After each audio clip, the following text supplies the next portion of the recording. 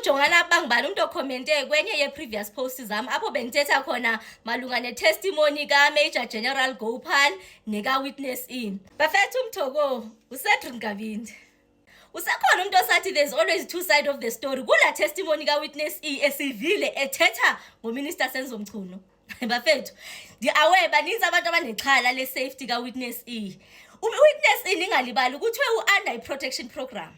Bafethu Witness E yindoda esuka kwa-SANDF, yindoda ethe yona imigulukudu yonke akake wadila nayo isejele, engekho sejele ilele nomkhulu bayo isemangcwabeni. Bafethu niphi apha esibalisela khona uWitness E ngendlela bese ke fonelwa nguMinister Senzo Mchunu ngakhona nethi ngelixesha lekaMadlaka Commission apho esithi khona umfonele nge-11 zika December 2025 waze wamxelela nendlela akumele abhale ngayo istatement sakhe akafuna ukusi-attasha apha kuMadlaka Commission. Bafethu ibuzile uCommissioner Khumalo into yoba ufuna ukusixelela into yoba uMinister Senzo Mchunu ebefuna uzoxoka uzoqamba amanga kwinkundla zokuxhumana zalapha kwi-commission le yethu nakakade ngaphezulu.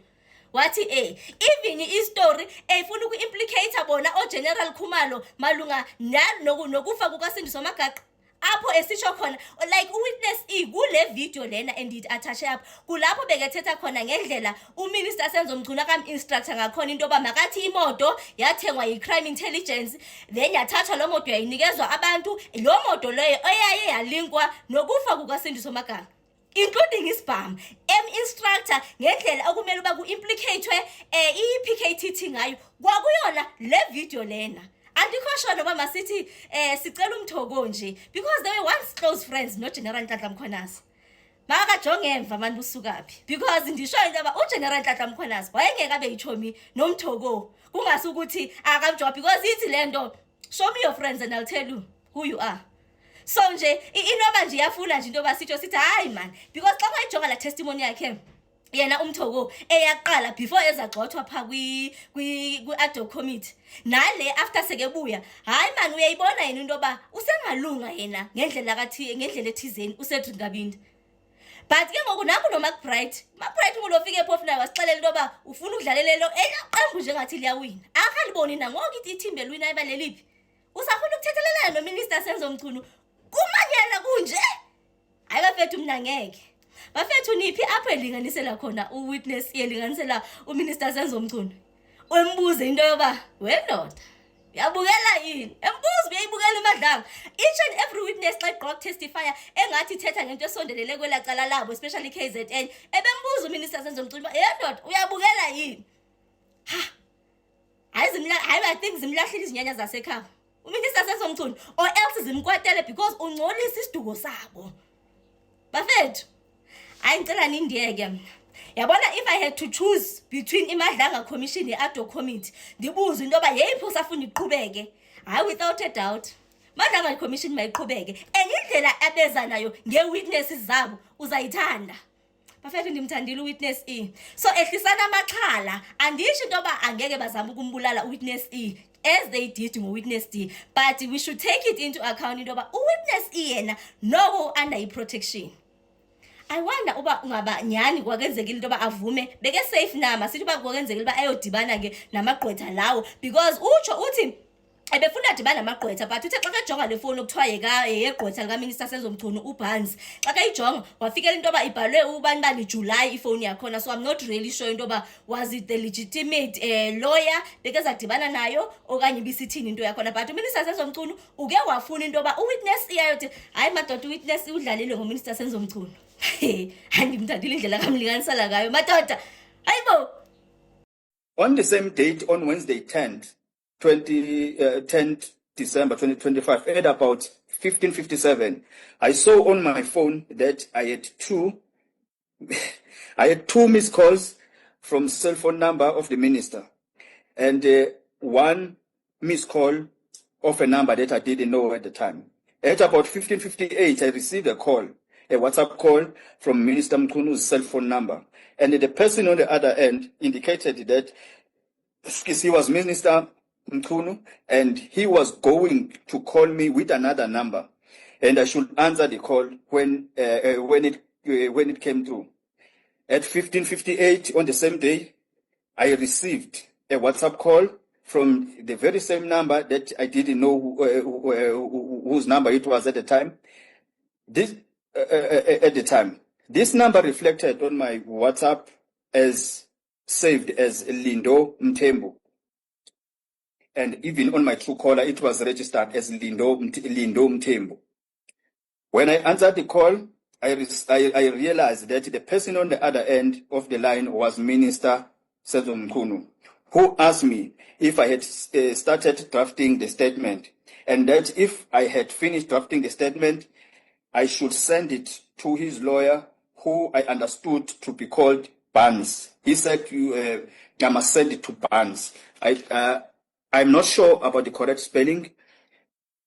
I must send it to Barnes via WhatsApp to Barnes' cell phone number. Then he provided the cell phone number as it stated there, or the cell phone number of Mr. Linda Mtembu.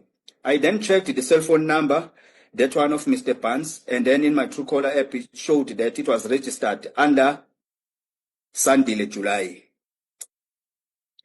If I can just add something in that paragraph, paragraph 40, is that I did ask the minister on this day, because there was a media statement that the minister doesn't have his phones were taken. So I thought he doesn't have a phone all along, because he was very quiet. But on that day, on Wednesday, when he started calling me and then started changing numbers, I asked him, why is he changing why is he calling me with different numbers? He said, no, he doesn't want to talk in his phone because he believes that his phones are being monitored. That is why he keeps on asking other people to give him a phone so that he can call me. Okay. On paragraph 41, on this call, the minister directed me that the statement should state as follows, and I'm paraphrasing.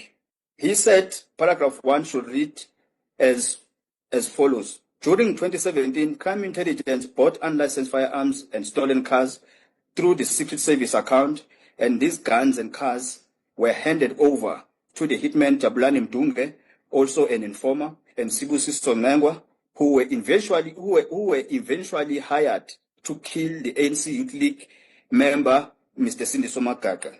He said paragraph 2 should read as follows. In 2018, after the establishment of the PKTT, which is led by General Khumalo, the PKTT engaged with me and a statement was obtained, and all details were given about the involvement of Crime Intelligence into the killing of Sindiso Magaga. Paragraph 3 should read as follows. From 2018, after the establishment of the PKTT, General Khumalo was heading the PKTT.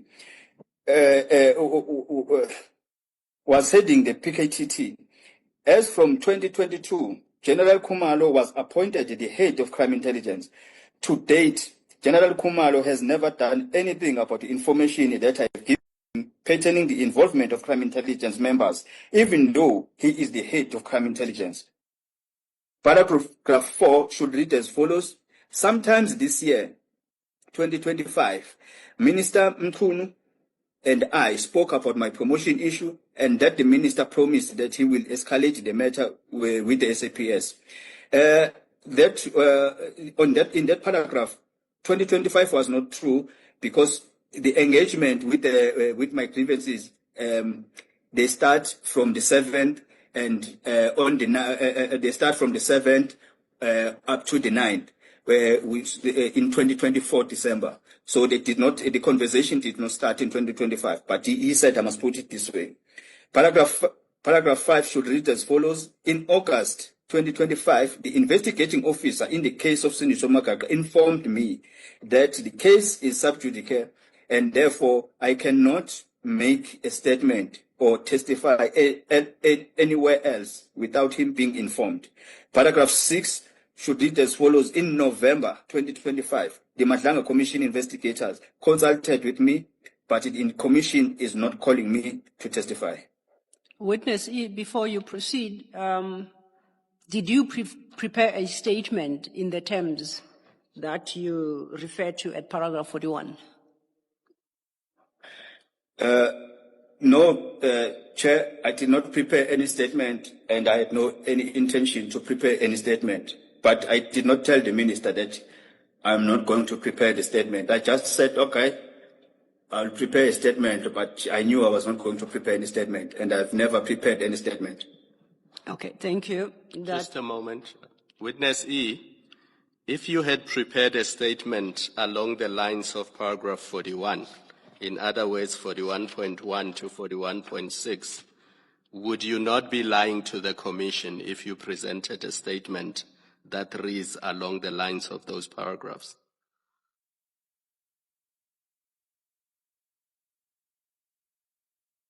Can you repeat the question again, Commissioner Kumar? If you had prepared a statement for this Commission that reads along the lines of paragraph 41.1 to 41.6, and you presented it to this Commission, or it was used by somebody else before this Commission, would that not be a lie? Would that statement not be lying to this Commission? For example, you gave an example about paragraph 5. You said it was not in August 2025, it was in 2024. Yes, Chair. That was paragraph 4, where he said sometime this year, whereby he told me, whereby this call was last year, December. He said somewhere this year, which is not true. It was not somewhere this year, which is 2024, which is 2025, but it was somewhere in December 2024. Where we had that conversation. So if I drafted a statement like this and I signed it under oath, the statement was going to be a false statement. So if I drafted it in this session. He was encouraging you to lie to this Commission. I believe so, Chair.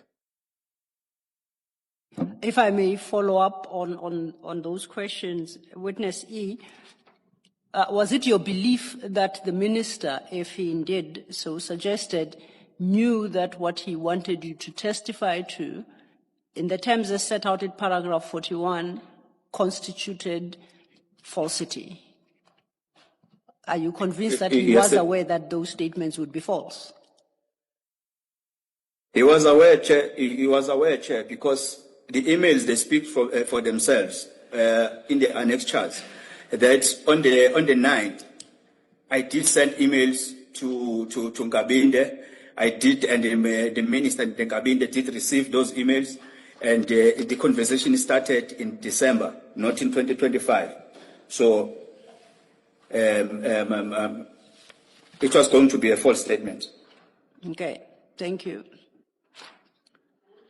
Can I just check this, Witness E?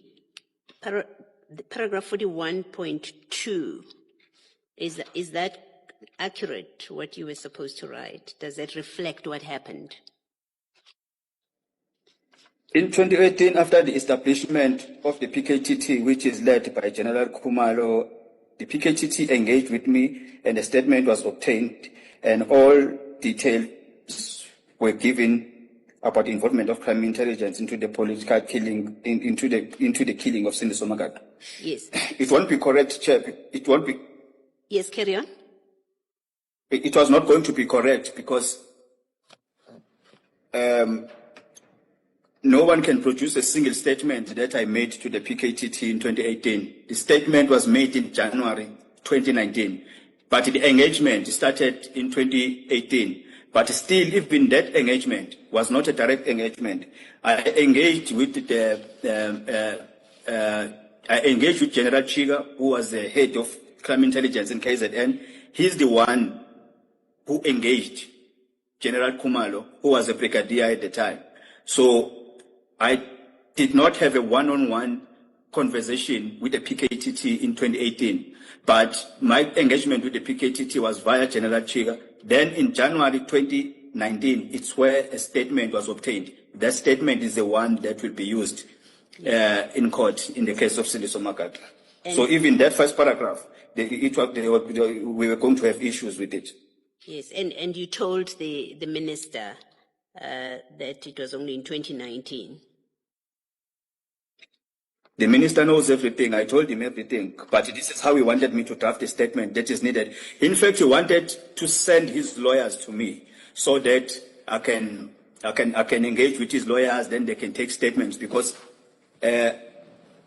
now I know that he did provide, even with this Mr. Ngangwa, he did provide him with the lawyers to take statement from him. Now I know that it was confirmed by Mr. Ngangwa himself that the minister provided him with the lawyers. So he wanted to provide me with the lawyer so that I can draft this version of his, of which this version, if I had to sign this version, I was going to be signing a false statement under oath. Yes, thank you. Thank you, Commissioner Baloyi. Just to locate us in the statement, witness E, we are at page 17, paragraph 42. Still on the same day, on Wednesday, the 10th of December, 2025, at about 22:10 at night, but it was 21:39, Minister Mchunu called me again through a WhatsApp call with his cell phone number now. And he asked me if I have finished with the statement. Furthermore, the Minister Mchunu indicated that the due date or the deadline for the statement is now Thursday, 11 December 2025, which is the following day now. And he said it's no longer Friday, the 12th. And he even gave me the time that it must be submitted before 12. On this call, the minister indicated that should I finish writing the statement, I will be very free for the rest of my life. But he said it in Zulu. He said, one daughter, moke wanginika le statement uzoba happy impilo yakho yonke, uzojabula kakhulu impilo yakho yonke. That's how he said it. My response to the minister was that I have not yet finished this, with the statement. He then indicated that I should then draft the statement the following day, and that when I'm finished with the statement, I should discuss the statement with him so that he will tell me what to add or to remove before I can print, sign, and send. He further informed me that Lindo Mthembu, with the cell phone number that he was using before, resides with him. They live together in one house. Therefore, I can call at any time, even at 12 midnight, if I want some comments in that statement. I can reach him through Lindo Mthembu. Further to that, the minister indicated that the statement should be finalized before 12 midday on Thursday, 11 December 2025.